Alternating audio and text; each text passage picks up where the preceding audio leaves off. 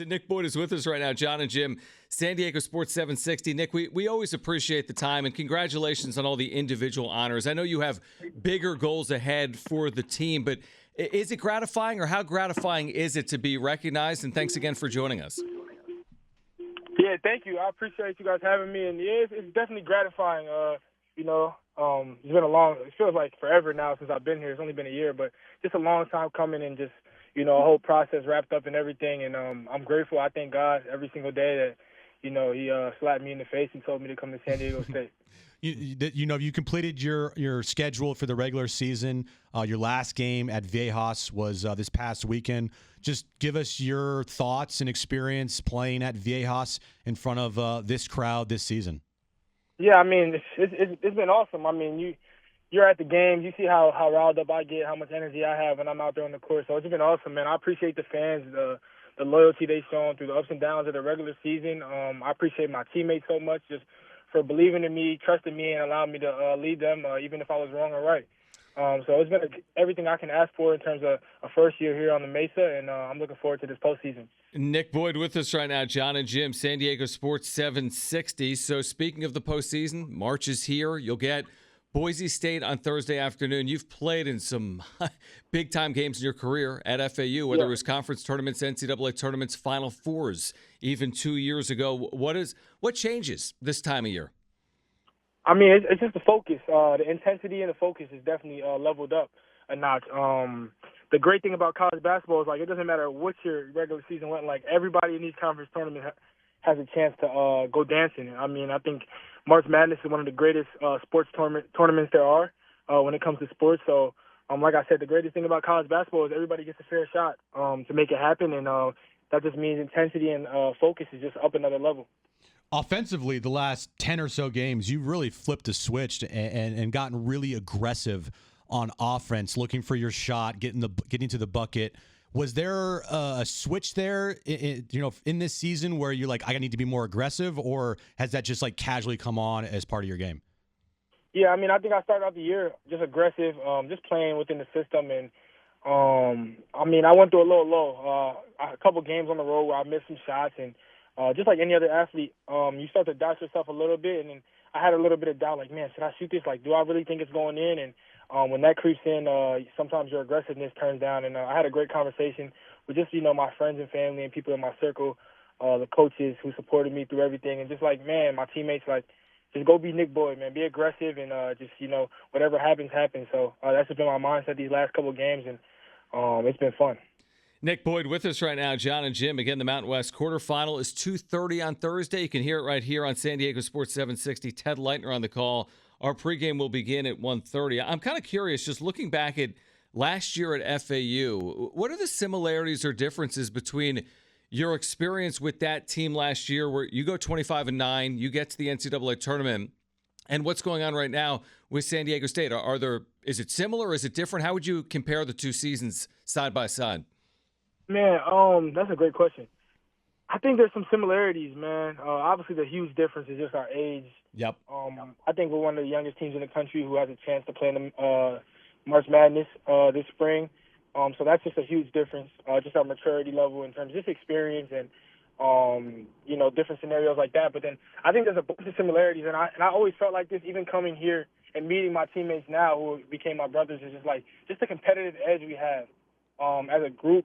We fight. I mean, there's been a couple games where we lost, and I think there's only been maybe one game on our schedule where we ever really felt like we were out of a game, but we just kept fighting, and that's a great, characteristic you need to have in March, because anything can happen. And I mean, you know how it goes. Magoon has been out for a little bit here, and it's always in the sports, it's next man up mentality. Miles Heide has stepped in beautifully, having one of his best games, if not his best game of his career on senior night. Can you just talk about how big Miles Heide has been for you, and how good it is to have the experience that he's getting now with Goon out? Yeah, I mean, that's the crazy thing in sports. One guy goes down and another guy has an opportunity, and usually 9 times out of 10, the guy who's been preparing his butt off is ready.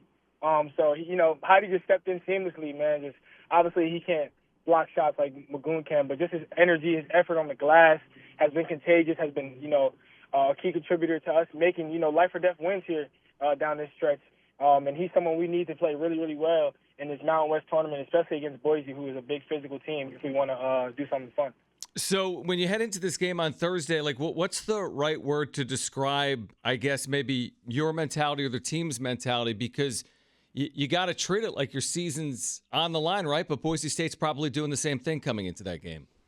Yeah, I mean, it's hard to really, like, when it comes to March, it's kind of hard to put things into words, man. When you come to talk about these, like, conference tournaments, like I said, there's teams that are 5-25, and then all of a sudden get hot. So it's kind of hard to really just put it into words what you have to think in a sort of sense. But you just feel it. Like, I mean, you ask me these questions, and I just get the butterflies. Like, yeah, I already know how this game gonna go at 2:30. So it's hard for me to put into words, but definitely just an anxiousness to get out there, play hard, and just have fun, because I think we really have a chance to do something special. Obviously, hopefully, we all hope that, you have a lot of basketball here left to play this season through the Mountain West Conference Tournament, and hopefully into March Madness. But I got to ask you, have you put any thought into your future here at San Diego State? Yeah, I mean, when I came here, I wanted to stay here. I'm not really a guy who likes to relocate, so I mean, I'm here. I'm a San Diego State Aztec, and I haven't really put much thought, outside of that. I've really just been focused on, like you said, playing March basketball, and it's kind of funny because, people ask you these questions, and I was always just brushing it off, especially because through Mountain West play, I wasn't playing my best ball, and that's what I've been consumed upon. Right. That I need to just be myself, and so I've really been blocking that noise out. And obviously, when you start playing better, a bunch of people want to call, but I don't really entertain that stuff, and I love where I'm at in terms of this program, and I'm grateful for the opportunity these coaches given me by allowing me to have the ball in my hands and be a leader on the team who could be a NCAA tournament contender. I was wondering, Nick Boyd with us, and we'll get you out here in a moment, Nick, but what's it been like for you, your relationship with Reese Waters while he's been out? And what role has Reese played? It just seems like, watching from the side, that Reese has almost been like a bit of a player coach, always with you guys, home or road, through good and bad. What's that dynamic been like for you with Reese, even though you haven't played on the floor yet in a regular season Division I game? Yeah, it's been awesome. I mean, man, like when you talk about sports, like Reese, when I first came in, he was really quiet, and he's really opened up throughout time. Obviously, he's been through a tough stretch himself, just getting banged up. I've been in his shoes before, and obviously everybody's journey is different, but I know it's not fun to be on the sideline watching. But he just opened up really, man, and he speaks when we need him to speak. He's not somebody who's just like outgoing like me to a extent where I just talk all the time. But when he speaks, it's really powerful, and that's kind of been his role on this team. And I know he's just been sitting there like wishing he could be out there to help us or win games. And usually when guys like that on the side, they watch and they come back with a different type of chip on their shoulder and they're ready to kill. So I'm excited to get them back out here next year with me and have fun. No doubt about it, Nick. We're excited to watch you guys again Thursday as March is here. And again, congratulations on the individual success. I know for you it means more to have the team success, which you've had here this year in your first year on the Mesa. But thank you for doing it. We will see you on Thursday afternoon in Las Vegas, all right? Thanks, Nick. Yes, sir. Thank you so much. Let's go Aztecs.